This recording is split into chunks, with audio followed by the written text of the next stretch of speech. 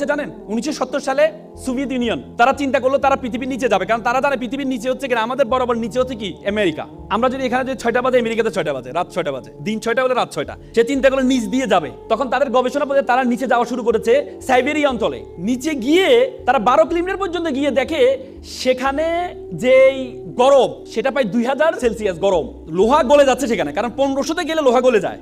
আপনি দেখেন সূর্য আমাদেরকে গরম দেয়, আমরা 40, 50, 60 সেলসিয়াস গরম পাই, আমরা সূর্য আমাদের গরম দেয়, কিন্তু মাটির নিচে কিভাবে গরম হয় পরবর্তীতে আর যেতে পারে নাই। সেই গবেষণা প্রতিষ্ঠানের প্রধান ছিলেন ডক্টর এসবক। তিনি বলেন আমি যখন যেতে পারছি না তখন আমি একটা মাইক্রোফোন পাঠিয়েছিলাম সাউন্ড নেওয়ার জন্য, ভিতরে কি সাউন্ড হয়।